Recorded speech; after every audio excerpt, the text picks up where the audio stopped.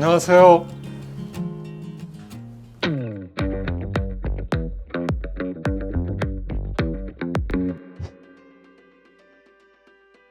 안타깝죠. 21세기에만 한국에서 10개 대학에서 철학과를 폐과했다고 하더라고요. 그러니까 철학이 없는 대학이 돼버리는 건데, 이제 그 현대 사회가 그 시장 경제 체제를 주축으로 그 형성되는 그런 구조이기 때문에 시장에서의 결정을 무시할 수는 없죠.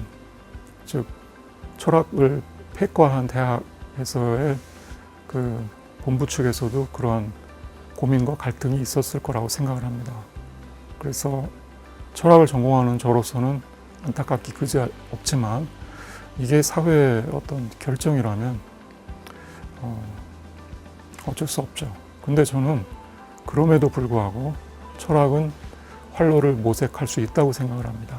그게 철학을 그 전공해서 연구하는 연구자를 길러내는 학과는 폐지되었다 하더라도 그 대학 구성원들 사이에 철학에 대한 갈증은 여전할 거라고 생각합니다.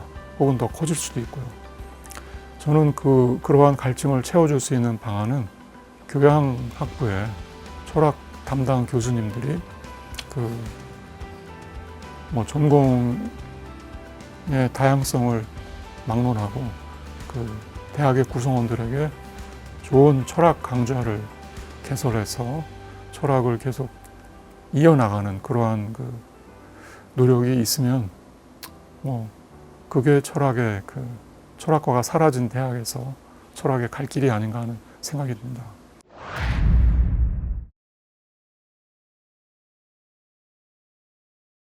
한국 철학계에서 역사 철학은 구체적인 역사와 착근되지 않은 채 방법론적 탐구에 방향 잡혀 있거나 마르크스주의와 같은 특정 이데올로기를 역사에 도식적으로 적용하는 데 그친 감이 있습니다. 역사의 구체성을 감안할 때 이는 지양되어야 합니다. 그 첫 단계는 역사 철학이 다름 아닌 우리 역사와 만나는 데서 찾아질 것입니다. 헤겔은 개인 각자는 자신의 시대의 아들이고 철학은 사상으로 포착된 그의 시대라고 말한 바 있습니다. 저는 그의 말을 지식사회학을 넘어서는 역사 철학의 명제로 새깁니다. 시대는 역사의 한 단면이므로 역사에 대한 통시적인 이해 없이는 시대에 대한 이해 역시 불가능합니다. 철학이 사상으로 포착된 그의 시대라는 헤겔의 말은 철학이 통시성을 이념으로 하는 학문임을 역설하고 있습니다. 철학이 곧 철학사라는 그의 말도 같은 연장선상에 있습니다. 우리는 이 시대의 아들딸이고 우리의 철학도 이 시대에 귀속됩니다. 하이데거는 시대를 존재의 역운으로 풀이합니다. 여기서 그가 말하는 역운은 역사와 운명을 하나로 조합해 만든 그의 신조어에 해당합니다. 각 시대마다 존재의 역운이 역사를 지배한다는 것입니다. 시대는 국소적으로는 우리가 체험하는 이 땅에서 펼쳐지는 역사, 즉 한국사의 시제입니다. 하이데거의 말을 헤겔과 엮으면 한국사에 대한 우리의 철학은 시대와의 대화인 셈이며 철학은 역사 철학이 됩니다. 철학은 반시대적일 수는 있어도 시대를 등질 수는 없습니다. 시대를 등진 철학은 관념론이자 공연물일 뿐입니다. 저는 우리의 역사의 철학적 쟁점이라는 책에서 한국 고대사와 관련된 쟁점과 함께 한국 근현대사와 관련된 쟁점을 다루었습니다. 한국의 근현대사는 이데올로기의 전쟁터입니다. 전 세계적으로 체제나 이념 논쟁은 수그러든 지 오래이지만 체제를 달리하는 남과 북으로 분단된 한반도, 그 중에서도 남쪽은 예외입니다. 이데올로기를 둘러싼 남남 갈등은 남북 통일뿐 아니라 우리 사회의 결속을 저해하는 심각한 문제입니다. 한국은 좌와 우의 이데올로기로 양분되어 있습니다. 투표와 같은 정치 행위에서뿐 아니라 한국 근현대사에 대한 해석을 위시한 사관, 세계관과 같은 거대한 담론에서부터 학내 문제, 노사 갈등, 젠더 갈등 등 갈등이 있는 곳에는 거의 어디에나 저 양분된 이데올로기가 음으로 양으로 개입해서 문제를 증폭시킵니다. 사회의 원동력이 될 수 있다는 점에서 갈등은 꼭 나쁜 것만은 아니지만 한국은 그 도를 넘어서 분열의 차원에 접어들고 있습니다. 이데올로기적인 요소가 있는 글에는 꼭 따라붙는 엄청난 양의 악성 댓글이 그 징조입니다. 한국의 철학자들이 역사와 현실의 문제에 개입하기를 꺼리는 것도 교조주의에 가까운 저 이분법적 진영 논리가 조장하는 이러한 광적인 역풍을 우려해서입니다. 우리 상고사가 너무 멀고 아득해서 어려웠다면 우리의 근현대사는 너무 가까운 데다 저 자신이 처한 현실에 직결되어 있어서 어떤 평가적인 판단을 내리기가 어렵고 주저되었습니다. 자기가 신봉하는 이데올로기를 위해서는 자국의 역사 왜곡도 서슴지 않고 자신과 다른 의견을 낸 사람에 대해서는 새머리를 동원해서 무차별 인신공격을 가하는 살벌한 세태에 휘말릴 것이 염려되기도 했습니다. 그러나 자신이 속한 역사의 과거와 현재를 살아왔으면서 그 역사에 대해 알고도 말하지 않는다면 이는 지식인으로서의 임무를 방기하는 것이라는 생각에 용기를 내서 우리 역사의 철학적 쟁점이라는 책을 세상에 공개하게 되었습니다. 제 의견을 개진할 때에는 잘못된 진단이나 비전으로 역사와 민족에 죄를 짓는 일이 없도록 개인의 호불호가 아닌 그 자체의 올바름을 판단의 엄격한 기준으로 삼았습니다. 좌나 우로 일방적으로 치우쳐 있는 세간의 방향타를 이념 적합성이 아닌 사태 적합성을 기준으로 재조정해서 균형 감각을 유지하려 했습니다. 저는 우리 역사의 철학적 쟁점을 준비함에 있어서 제가 출간했던 다른 책들과는 다른 태도와 방법으로 연구에 임했습니다. 지금까지의 책들은 철학의 범주에서 벗어나지 않는 주제와 소재들에 국한해 있었습니다. 그동안의 책들이 선별된 철학 텍스트에 대한 정독에서 출발했다면 이번 책에서는 다독과 정독을 병행해 가면서 연구 대상이 되는 텍스트의 범위를 철학 밖으로까지 대폭 확장하였습니다. 저는 이 연구를 진행하면서 역사가 진정한 의미에서 통합적 사고임을 알게 되었습니다. 그래서 우리 역사를 이해하는 데 도움이 될 만한 학문과 이론을 힘 닿는 데까지 두루 섭렵하고 활용하였습니다. 우리 역사의 철학적 쟁점은 우리 역사에서 가장 논란이 많은 고대사와 근현대사의 핵심 주제들을 선별해서 철학적으로 고찰하였습니다.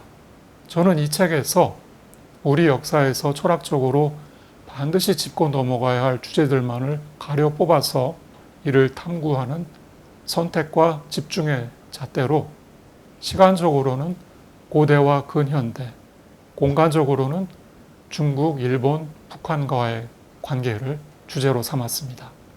고대는 한중 관계와 동북 공정, 근현대는 한일 관계와 남북 관계에 각각 초점을 맞추어서 전개하였습니다. 우리 역사의 철학적 쟁점은 총 3부 8장으로 구성됩니다. 1부는 우리 상고사에, 2부는 우리 근현대사에 각각 초점이 잡혀 있습니다. 저는 이 책을 준비하면서 그 중간 성과들을 학계에 발표해서 피드백을 받았는데 3부에서는 이 책의 일부를 주제로 한 학술회의에서의 토론들을 선별해서 수록했습니다. 우리 역사의 철학적 쟁점의 얼개 중에서 2부와 3부를 마저 소개해드리면 다음과 같습니다. 2부인 우리 근현대사와의 대화는 얽히고 설킨 한일 관계의 미로를 일련의 가설들로 풀어보는 1장과 통일을 지향점으로 바람직한 남북 관계를 모색하는 2장, 그리고 결론에 해당하는 3장으로 구성했습니다. 우리 역사의 철학적 쟁점에서 가장 비중 있게 다루어지는 한일 관계의 역사 철학에서는 한일 관계를 시대별로 셋으로 대별해서 각 시기별로 다음과 같은 세 쌍의 작업 가설들을 전제로 이들을 차례로 증명하는 방법으로 전개하였습니다. 먼저 A, 고대 한일 교섭사의 가설들의 그 가설 세 쌍을 살펴보면 이렇습니다. 첫째 가설은 일선 동조론이라는 제국주의 이데올로기로 악용되었다는 낙인이 찍혀서 금기시되고 있지만 한국과 일본은 계보학상 같은 뿌리에서 나왔다. 2. 고대 한일 교섭사는 임나 일본부설이나 기마민족 정복설과 같은 쌍방 간의 정복이 아닌 한반도에서 일본 열도로의 개척으로 이해해야 한다. 3. 고대 일본은 한반도의 국가들에 종속된 속국이 아니라 동맹국으로서 한반도의 문물을 빠른 속도로 캐치업했다. 그 다음에 B, 식민지 시기의 재인식 가설들로 다음에 셋을 꼽아봤습니다. 1. 한일 간의 문물 교류는 구한 말부터 일본 문물의 한반도로의 일방적 전례로 방향 전환이 되었지만 이 와중에 한반도에는 식민지 자본주의화에 따른 식민지 근대성이 피어났다. 2. 식민지 근대화론, 내재적 발전론, 식민지 방봉건 사회론, 자본주의 맹아론 등 식민지 시대를 조명하는 기존의 이론들은 역사적 사실과 부합하지 않는다. 3. 예속 자본론을 위시한 공산주의 이론이나 그의 바탕을 둔 투쟁은 한국의 독립을 위한 투쟁이라기보다 계급투쟁으로 보아야 한다. 그 다음에 C. 해방 이후 한일 관계 가설들로 다음에 셋을 띄워봤습니다. 1. 해방 이후 일본에 대한 한국의 일관되지 못한 임기응변식 정책이나 그에 맞서는 반일 공산주의 이데올로기 모두 한일 협력 체제의 걸림돌이 되므로 발전적 지향이 요청된다. 2. 한일 관계는 전략적으로 한미일의 삼각체제 안에서 자리매김하는 것이 바람직하고 한국이 미국으로부터 이탈하는 순간 한일 관계도 악화될 것이다. 3. 한일 협력체제는 김옥균과 안중근의 역사 철학을 비판적으로 계승해 동아시아 3국의 공존과 평화를 도모하는 방향으로 정의되어야 한다. 2장인 남북관계의 철학적 분석에서는 롤스가 제시한 공정으로서의 정의관에 의거해서 바람직한 남북관계를 탐구하였습니다. 저는 우리 사회를 분열시킨 이데올로기들을 무지의 베일로 가린 공정한 상황에서 합리적 합의를 추구하는 모델로 롤스의 정의관에 주목했습니다. 바람직한 대북 정책을 위해서 정부와 민간 통일운동단체가 관계를 설정하는 과정에서 서로 이데올로기적인 성향을 문제 삼지 않을 때 우리는 이미 이데올로기가 무지의 베일에 가려진 원초적 상황에 접근하는 것이고 그 상황에서는 다만 어떠한 방식의 통일운동이 진정 통일에 기여할 수 있는가 하는 점만이 문제시될 뿐입니다. 종교의 바탕을 둔 민간 통일운동에 대해서 정부가 취해야 할 입장도 이데올로기와 마찬가지로 종교를 무지의 베일로 가리는 것이어야 합니다. 저는 그렇게 해서 얻어지는 원초적 상황 하에서 바람직한 통일운동의 공정한 절차적 정의를 정착하는 것을 추구해 왔습니다. 3장 우리는 어디에서 와서 어디로 가는가에서는 우리 역사의 철학적 쟁점을 관통하는 접화군생과 홍익인간의 역사 철학이 지니는 의의를 되새기고 그것이 실제 역사의 흐름에서 어떠한 영역과 굴절을 거쳐서 갈등과 질곡의 현대사를 초래하게 되었는지를 살펴보았습니다. 아울러 남과 북의 체제와 이념을 비교하고 각 체제를 이끌었던 인물들의 공과를 평가해 보았습니다. 끝으로 당면한 동북아 정세에서 어떠한 선택과 대응이 우리에게 바람직한 것인지를 가늠해 보았습니다.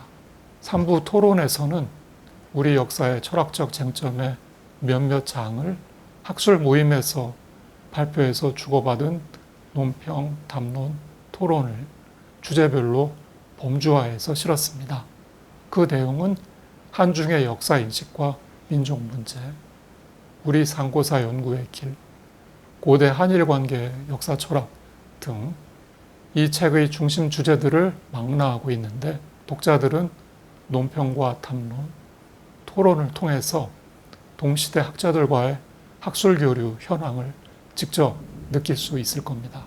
이를 통해 이 책의 논지가 보다 선명해지고 논의가 깊이를 확보하고 시각이 입체성을 얻게 되기를 바랍니다.